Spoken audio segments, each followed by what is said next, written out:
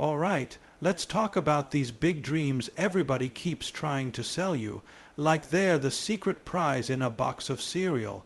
You know the ones, those glossy, high-definition fantasies they start pumping into your head before you even know how to tie your shoes. You can be anything you want to be. They say, anything, really. That's a pretty wide menu for a species that still can't figure out how to fold a fitted sheet. They tell you the world is your oyster, but they don't mention that oysters are slimy, hard to open, and most of the time you're allergic to the whole idea anyway. From the moment you're tall enough to reach the cookie jar, somebody's already planting the seed of a dream in your brain. Teachers, guidance counselors, cereal commercials, they all line up to tell you to shoot for the stars. Nobody ever says, "Hey kid, maybe shoot for something slightly more reachable, like a sturdy porch swing or a comfortable chair." No, it's always the stars, like we've got a spare spaceship parked out back and a weekend to kill. And because we're little sponges desperate for approval, we believe it. We buy the whole thing. Yes, I can be a famous astronaut, artiste, inventor billionaire who speaks 12 languages and owns a castle. Meanwhile, you can't even remember where you left your left shoe. The whole follow your dream business is like one of those late-night infomercials. You've seen them. They don't just show you the product, they show you a life. The guy with the perfect teeth is standing on a yacht with 3 golden retrievers and a blender that can turn a brick into a smoothie. He tells you it's not just a blender, it's freedom, and you start thinking, maybe my life would be better if I could pulverize a brick. Dreams work the same way. They show you the final picture, the fame, the applause from people you don't even like. They don't show you the fine print. Batteries not included. Side effects may include bankruptcy, loneliness, and an uncontrollable urge to post inspirational quotes. And let's talk about those inspirational quotes. Dream big or go home. What is that? Why is staying home suddenly the insult? Home is great. Home has snacks, pillows, and a bathroom you don't have to share with strangers. But no, apparently the choice is either to chase something impossible or to wallow in the shame of having a roof over your head. You can't just dream medium.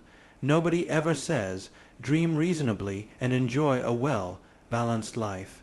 No, it's always big, bigger, biggest, until you're stressed out of your mind, chasing something you can barely define. The funny part is how society manages to turn dreams into a full-scale marketing operation. They don't just sell you a goal, they sell you all the accessories. You need the right shoes, the right planner, the right energy drink that tastes like liquefied ambition. Suddenly, your dream isn't just an idea, it's a shopping list. You want to write a novel. Well, you obviously need a $600 ergonomic chair, a laptop with more memory than the Pentagon, and a special candle that smells like creative focus. God forbid you try to be inspired with regular air. You want to start a business. Better get that course, that app, that mastermind retreat in a tropical location where people in linen pants tell you to manifest abundance, while they manifest your credit card information. And people fall for it. We all do. We get hooked on the idea that the next purchase, the next seminar, the next motivational podcast is going to be the magic spark that sets our dream on fire. Meanwhile, the dream is sitting there like an old couch, quietly wondering if anyone's going to actually sit down and do the work. But that's the trick, isn't it? The people selling you the dream aren't in the dream business, they're in the chasing business. They know the chase is where the money is. Once you actually get the thing, the thrill wears off. Nobody makes a dime off a satisfied customer. Think about all the little dream pyramids we've built. College used to be about learning stuff. Now it's a high-stakes dream factory where you pay a fortune to sit in a chair while someone explains things you could have Googled for free. Jobs used to be about paying the bills. Now they have to align with your passion and fulfill your purpose. Which is funny because your landlord doesn't care if your purpose is fulfilled as long as the rent check clears. Relationships used to be about companionship. Now they're another checkbox on the dream resume. Soulmate, power couple, joint Instagram account that makes single people want to throw their phones into the ocean. And let's not forget the social pressure. Oh, they're clever about it. They don't just say, go chase your dream. They say, if you don't chase your dream, you'll regret it forever. Forever, that's a long time to regret not opening a cupcake truck or becoming a world-famous ukulele player. They hit you with those no excuses as slogans. You have the same number of hours in a day as Einstein. Yeah. But Einstein didn't waste 3 of those hours standing in line at the DMV or trying to reset a Wi-Fi router. The funniest part of all is how the dream itself keeps moving. You think you've got it pinned down. Get the job, buy the house, write the book. And then, surprise, suddenly the dream has a new level. It's like those arcade games where you finally beat the boss and the screen flashes. Now try it blindfolded. There's always another rung on the ladder, and the ladder is leaning against a cloud that nobody can reach. But we keep climbing because we're told that stopping is failure. Stopping means you didn't want it badly enough, like the only thing separating you from total happiness was an extra shot of espresso and a more aggressive vision board. Now, I'm not saying don't have goals. Goals are fine. Goals give you something to do between meals, but there's a difference between a goal and a dream that's been dipped in glitter and sold back to you at a 400% markup. A goal is something you can actually plan for. A dream, the way they sell it, is like a magic trick. They wave their hands, pull a rabbit out of a hat, and you're supposed to believe you can be the rabbit, the hat, and the magician all at once. It's wild how people will mortgage their sanity just to keep chasing a picture that might not even be their own. Half the time, your dream isn't yours. It's just a rerun of somebody else's commercial. Maybe you wanted to paint because it made you happy, but then somebody said you should sell those. And suddenly you're knee-deep in spreadsheets, arguing with a guy named Brad about profit margins. You didn't dream of running a business. You dreamed of painting. But the dream industry doesn't care about your joy. It cares about scalability. And here's the kicker. Even if you catch the big dream, even if you grab it with both hands and hang on tight, it usually doesn't look like the brochure. The yacht smells like diesel. The castle has drafty windows. The applause fades the second you leave the stage, and the golden retrievers still shed on the couch. The reality is never as shiny as the promise, because the promise wasn't real to begin with. It was a carrot on a stick, and the stick just keeps getting longer. But we keep chasing because we're wired for it. Somewhere in our brains there's a little voice that says, maybe this next thing will be the thing. And sometimes it's right. Sometimes you hit a milestone and it feels good for a while. But then the clock resets and you're back at the starting line, wondering why the finish line keeps disappearing like a magician's scarf. So maybe the trick isn't to stop dreaming altogether. Maybe the trick is to wake up enough to see the difference between a dream and a sales pitch. Maybe it's about laughing at the whole circus and realizing that you don't need a golden retriever on a yacht to be okay. Maybe your dream is smaller, quieter, perfectly reasonable. And that's not failure. That's freedom. Because once you stop buying the big dream package, you can finally enjoy the little things without feeling like you're missing out on some cosmic sweepstakes. And isn't that funny? The biggest dream of all might be not chasing one in the first place. Let's take a good long look at the chase itself, because that's where all the real comedy lies. Everybody loves to talk about the dream, but the dream is just the shiny end product in the catalog. The chase is the part you actually have to live through, and it's a three-ring circus of confusion, caffeine, and misplaced optimism. People treat the chase like it's some kind of noble quest, like you're a brave knight galloping off to slay a dragon. But most of the time it's less of a dragon and more of a damp sock that keeps slipping behind the dryer. You spend years hunting for it, and when you finally grab it, you wonder why you cared so much in the first place. Think about how the chase starts. It never begins with calm reasoning. Nobody wakes up and says, "I will now pursue my ambition with measured steps and a balanced attitude." No, it begins with a jolt, a burst of adrenaline, like someone just stuck a jumper cable to your brain. You wake up one morning convinced you've discovered your grand calling. Maybe it was a dream, maybe it was a movie, maybe it was just indigestion from a questionable burrito, but suddenly you're ready to conquer the world.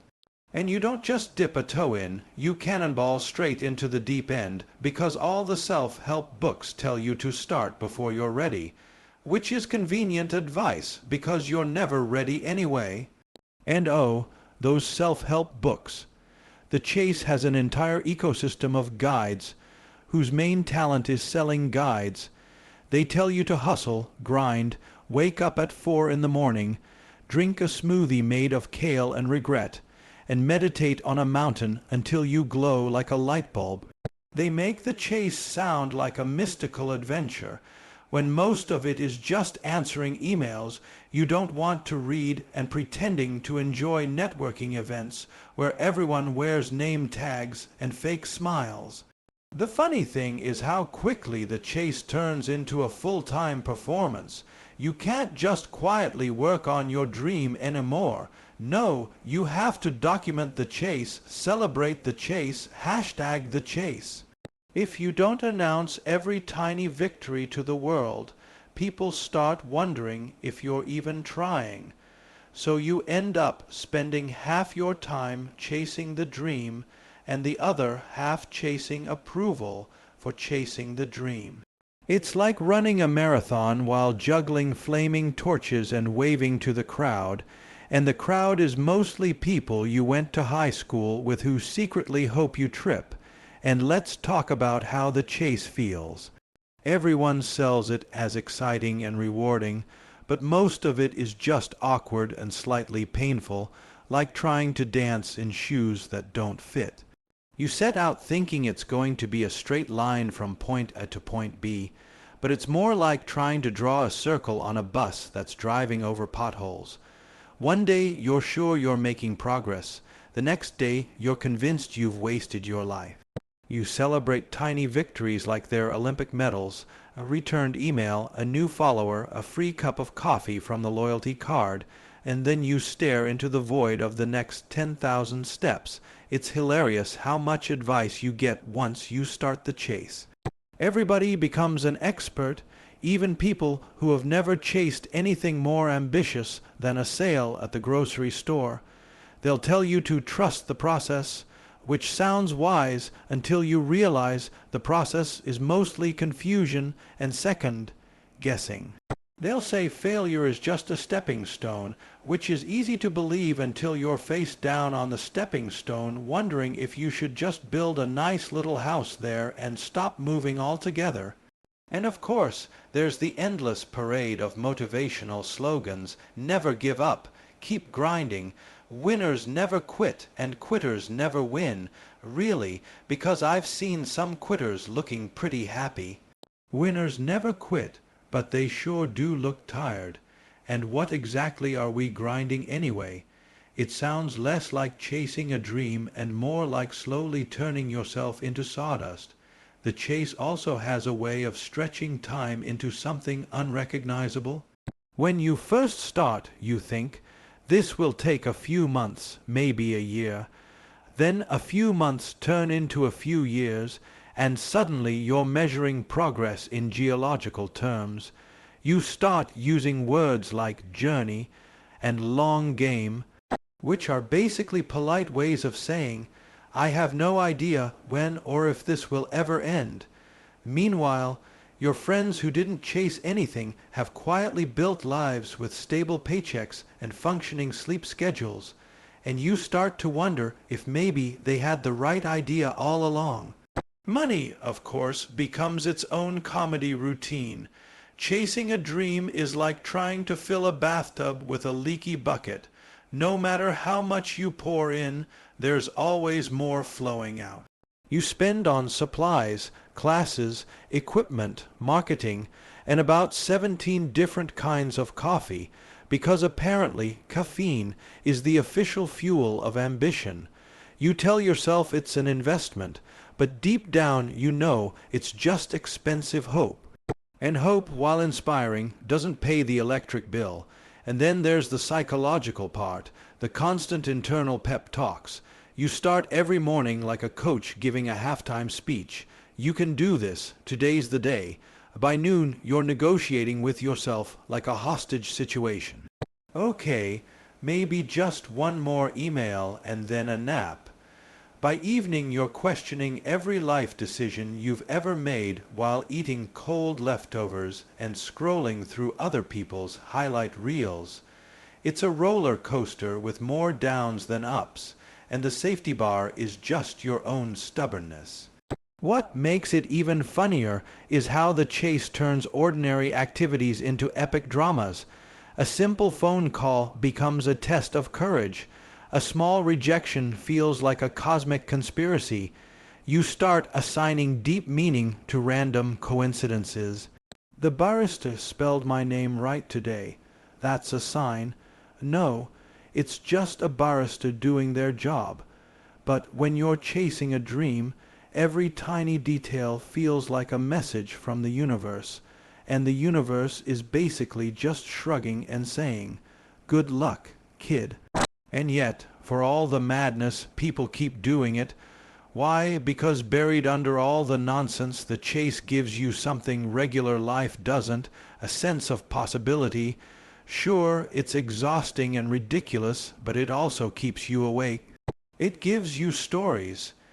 It gives you a reason to get out of bed that isn't just paying bills or waiting for the next rerun of a sitcom. The chase may be full of dead ends and awkward moments, but it's alive in a way that comfort rarely is. The real punchline is that the chase is usually more interesting than the dream itself. People think they want the finish line, but the finish line is just a moment. You cross it, you get a polite round of applause, maybe a cheap medal, and then what? Back to staring at the ceiling, wondering what to do next. The chase, for all its headaches, is where the life happens. It's where you meet weird people, learn bizarre skills, and discover how many things can go hilariously wrong in a single day. And sometimes the chase delivers surprises you never planned. You set out to become a famous musician and end up running a bakery. You try to write a novel and discover you actually love editing other people's work. You start a project to change the world and end up changing yourself in ways you didn't even know you needed. The chase has a way of leading you somewhere completely different from where you aimed, and half the time that's the best part. It's also the great equalizer. Everybody, no matter how talented or connected, goes through some version of the same grind. Everyone trips over the same obstacles, doubt, fatigue, the occasional bout of existential dread. Even the people who look like overnight successes usually spent years fumbling in the dark before the world noticed them, and when you realize that, it's oddly comforting. You're not uniquely incompetent, you're just part of the club. But the biggest joke of all is how often the chase makes you forget why you started in the first place. You begin with this pure, glowing idea, something that made you excited to get out of bed.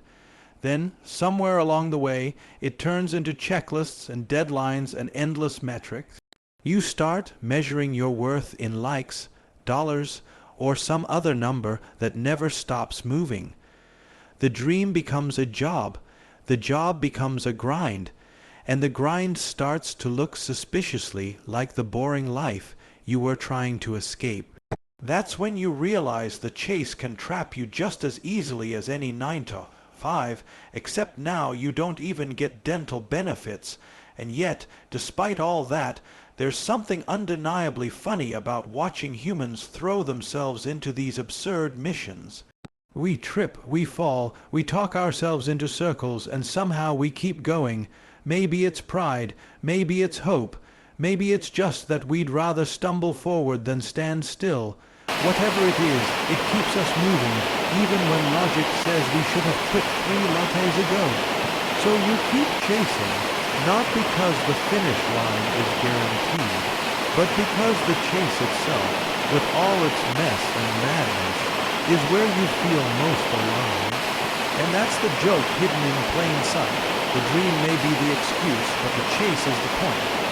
You know, after all the hype about big dreams and the sweaty marathon of chasing them, there comes a point where the funniest and most surprising thing you can do is let go.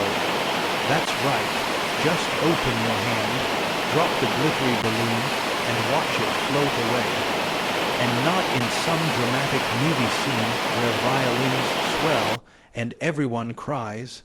No. I'm talking about the quiet, ordinary, completely ridiculous realization that maybe the smartest move is to stop running after something that keeps running away from you. It's like realizing you don't have to keep feeding a parking meter after you've already driven off. Letting go sounds terrifying when you're in the middle of the chase. People make it sound like failure. You can't quit now, they'll say, as if life is a game show, and you'll be escorted out by security if you stop playing. But letting go isn't quitting. It's more like finally noticing that the treadmill isn't plugged in. You've been running in place, sweating through your shirt, and suddenly you realize the scenery hasn't moved an inch. It's not defeat, it's clarity, and clarity is hilarious because it makes you look back at all the unnecessary drama you created and wonder if someone slipped a laugh track into your life. The best part of letting go is the instant relief.